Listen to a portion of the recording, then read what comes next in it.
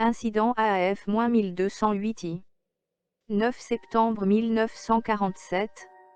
Mémorandum pour l'officier responsable. Censuré Berkeley, en Californie, a été interviewé le 6 septembre 1947 à son lieu d'affectation, censuré Université de la Californie, au sujet des objets volants qu'il a rapporté avoir vus le 29 juillet tandis qu'il était avec censuré du 415e AFHU, RT.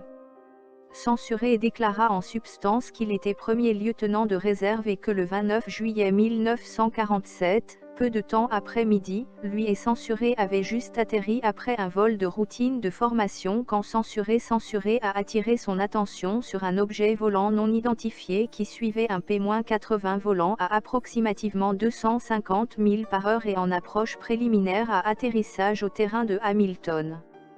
L'évaluation de censuré, l'objet qu'il a vu suivre le P-80 a maintenu une vitesse de 3 à 4 fois celle de l'avion.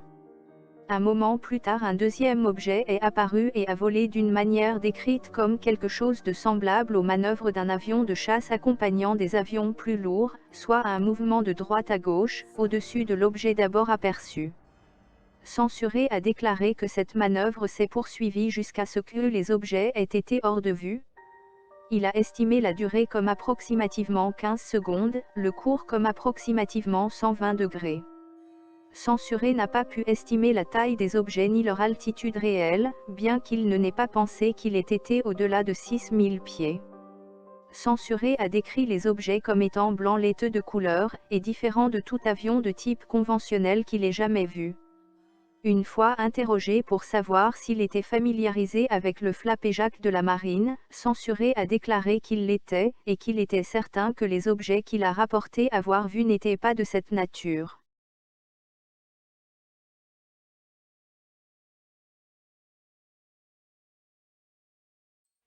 Intérêt ?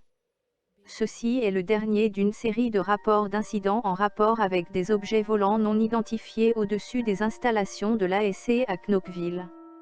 Ce rapport a été déclassifié par l'ASC elle-même et fait l'exposé des témoignages du personnel de la sécurité qui ont été témoins de l'incident. Il n'y a rien d'ambigu au sujet de leur rapport.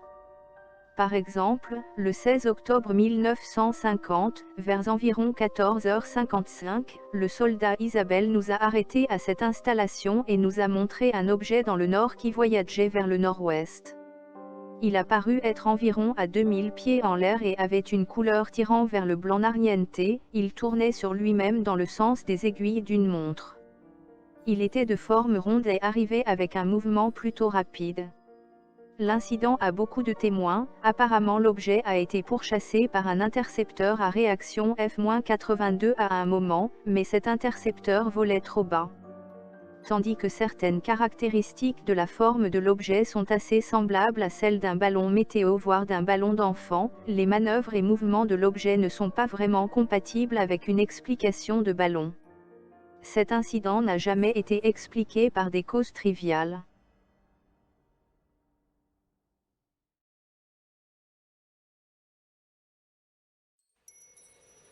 Un ovni à Vilnius.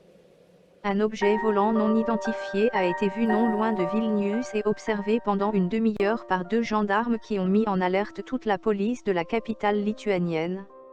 Vers 0h30, dans la nuit de mardi à mercredi, sur la route Vilnius-Midi-Ninkai, près du village de Neumaji, l'OVNI, un objet rond, lumineux et secoué de pulsations, stationnait 20 à 30 mètres au-dessus du sol, selon les témoignages des gendarmes. En même temps, on entendait un bruit étrange semblable à un crépitement électrique ou électronique, ont-ils précisé.